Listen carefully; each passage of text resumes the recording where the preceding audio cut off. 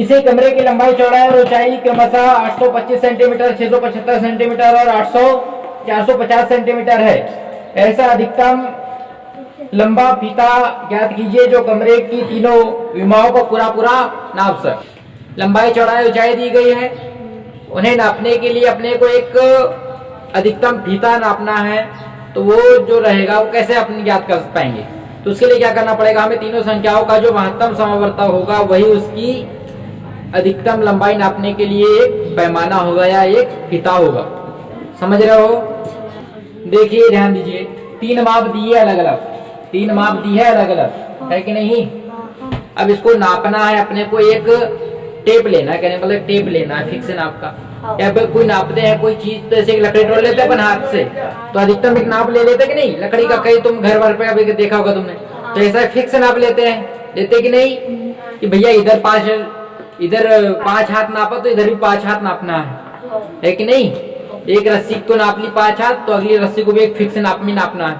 तो इसी प्रकार से एक नाप बनाना अपने को, क्या बनाना है? एक नाप। तो नाप बनाने के लिए हमें क्या करना पड़ेगा, तीनों संख्याओं का जो महत्तम समावर्तक रहेगा वही उसकी मापने की फीता की एक मतलब उसका नापने का एक फीता का मतलब होता है एक पैमाना, एक माप नापना है, ठीक है कि नहीं? तो क्या होगा, हमें यहाँ लिखेंगे हम हल में कि फीते की अधिकतम लंबाई क्या क्या संख्या दी है?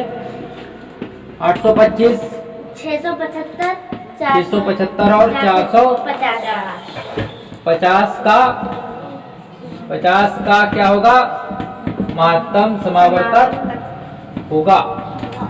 आंसर यहाँ ही आगे रखना। फीते की अधिकतम लंबाई 825, 675 और 450 का महत्तम समावर्तक होगा। सवाल पढ़े तो अपने को समझ में आना चाहिए कि इसका निकालना क्या है। तो सभी अब यहाँ क्या करेंगे, हम तीनों संख्याओं का अभाज्य गुणन का निकाल लेंगे। तीनों संख्याओं का क्या निकालेंगे? अभाज्य गुणन का निकालेंगे, फिर हम महत्तम समावर्तक ज्ञात कर पाएंगे, है कि नहीं? ये संख्या कौन सी संख्या से विभाजित हो रही है? 3 से हो रही है। चलिए 3 से कैसे विभाजित करेंगे? 3 का बड़ा ऐसा पढ़ो कि 8 से ज्यादा ना हो। 3 एकम 3, 3 दूनी 6, 3 दूनी 6। देखिए लाना है 8, आया क्या? 6।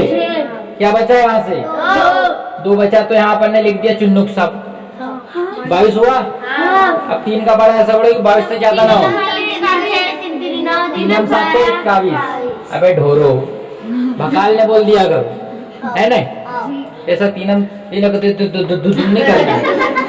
3 हम 7 लाना है 22, आया है कितना बचा? 1 बचा, तो इधर ढकला तो क्या होगा? 15।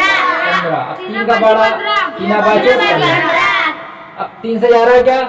नहीं। 3 से इसलिए 3 से कब जाता है?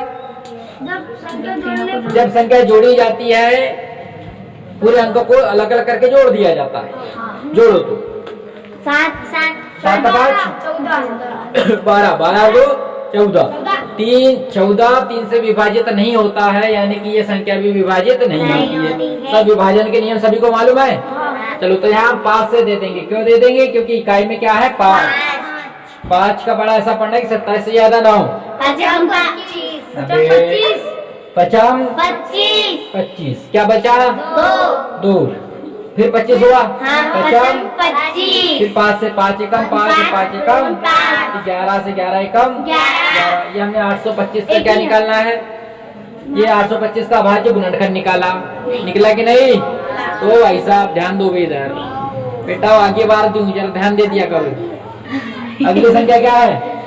675। कैसे जा रहा है? सबसे छोटी संख्या 3 से जा रहा है। क्यों जा रहा है? क्योंकि इनको जोड़ा हमने, तो क्या आया? 18 आया।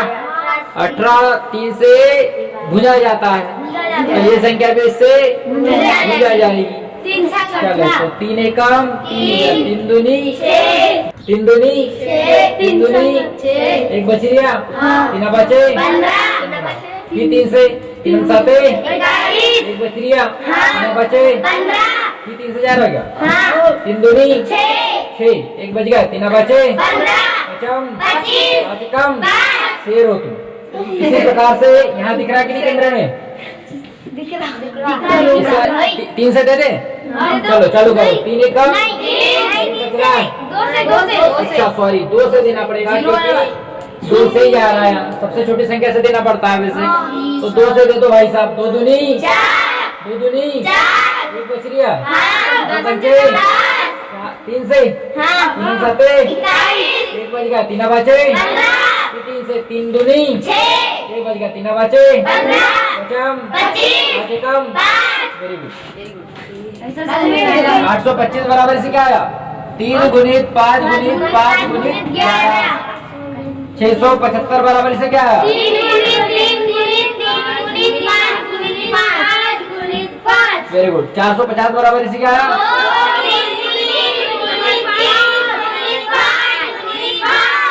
चलिए अब हमें निकालना है महत्तम समावर्तक। क्या निकालना है? देखो 3 यहाँ है, चोर है, यहाँ है क्या है? यहाँ भी है, चोर है साला। लिख दो यार, लिख दिया। यहाँ 5 है, यहाँ है, यहाँ है, ये भी चोर है। देखो यहाँ 5 है, ये हमारा आंसर होगा। तो ये उसकी अधिकतम फीता की लंबाई होगी।